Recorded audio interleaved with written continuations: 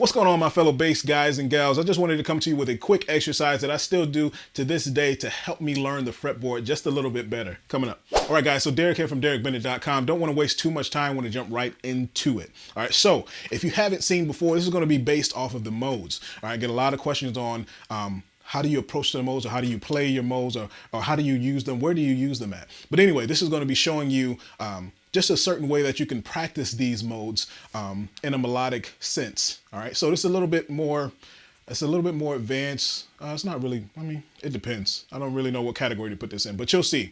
All right, so try to keep up. If I'm going too slow, always ask me a question in the comment section. Don't hesitate to ask me anything, or go back and watch it, or go back and reference the mode videos, all right, as well. And I'm going to be talking about a few chords too as well, so just a heads up with that. So here we go.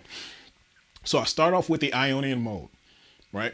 We all know the Ionian Mode is our Ionian Scale, is our major scale. All right, so I'm going to play that in the key of C, right?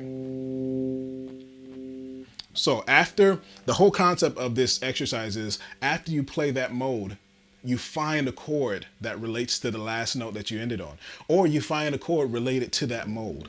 Right? And you play that right after. It just gives you a sense, a musical sense of where you are as far as playing the mode or playing the scale, all right, or what goes on top of that. All right, so I touched on a couple of chords as well that go along with these modes. I mean, it's a huge modes course. I know I covered that. So like I said, if you're still lost of what I'm talking about now, please go check that out. It's filled up with tons of material on the modes, so you won't be disappointed. But anyway, so at the end of the C major scale, it's very simple. That might be too loud for you. So I'll play the C major 7 chord right afterwards. It just kind of goes, it flows right into each other. So next mode, it'll be Dorian. I'll play the D minor 7 that goes along with that, right?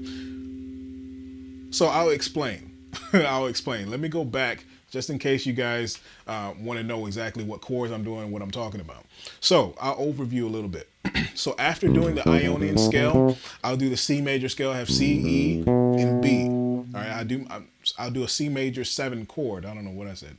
C major 7 chord. So C, E, and B. All right. Then after that, I'm playing the Dorian chord. I mean the Dorian scale. God, my tongue is completely tired today. But I'm playing the Dorian scale, starting on D, and I play the D minor 7 that goes along with that. So I have D, F, and C. All right, there's another method of playing this, so stay tuned till the end. So I'll show you the way that I'm playing it, that I play it now. But you also want to learn this way. So that's the Dorian scale. I have a D, F, and a C. Next one comes the Phrygian scale.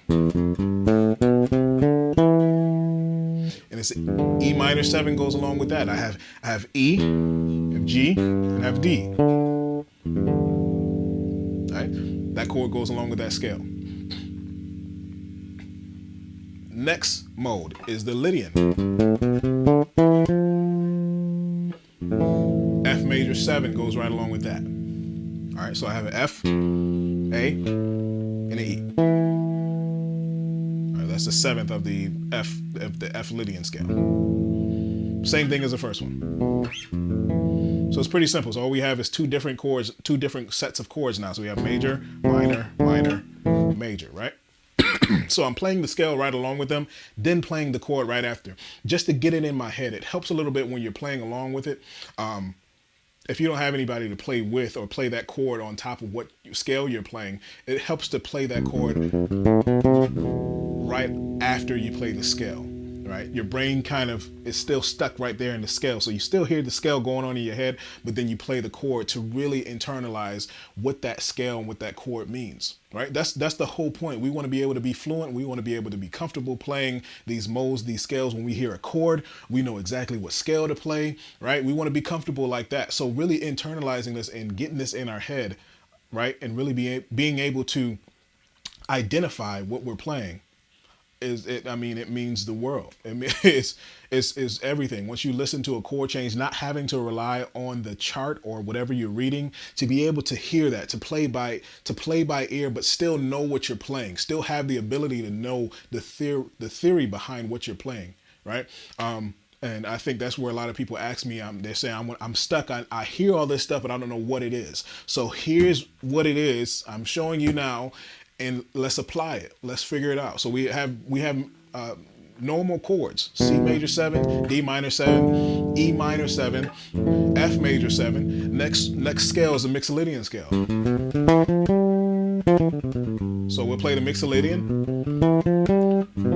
and then the chord that goes along with that, which is a dominant G dominant 7 chord.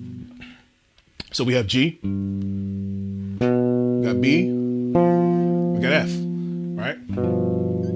So that's the chord that goes right along with that after we play the Mixolydian scale.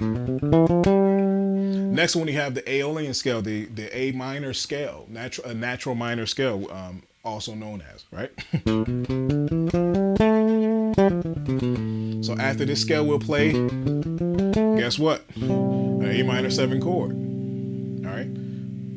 Excuse me. So we still only have, well, now we have 3 different chords because the dominant chord is a different one, the only different one. But anyway, we still have a minor 7 chord, which we have already played twice with the D and the E and the Dorian and the Phrygian scale.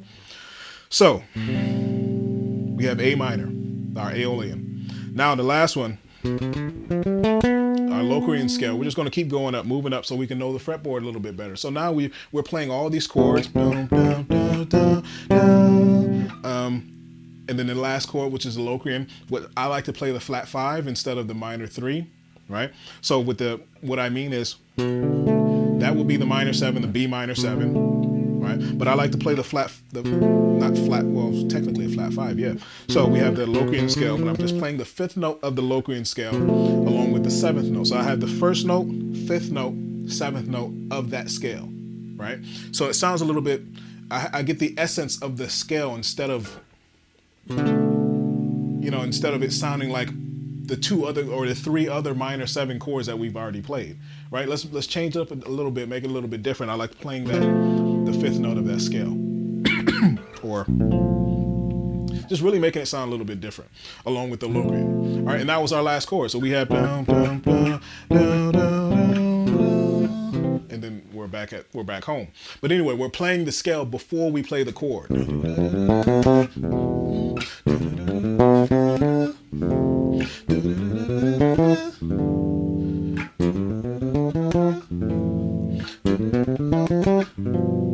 You hear it right afterward. You still get the sense of the scale. That's how your brain works. So your brain is not really moving as fast as you're playing. It's still kind of stuck with the scale, right? So sorry, I don't think my vocal cords are gonna let me go that high. And then a Locrian with that 5, and then we're back up to the top. Like I said, go check out the course mode series. If you have no idea what I'm talking about, you want to go check those out and be up to date.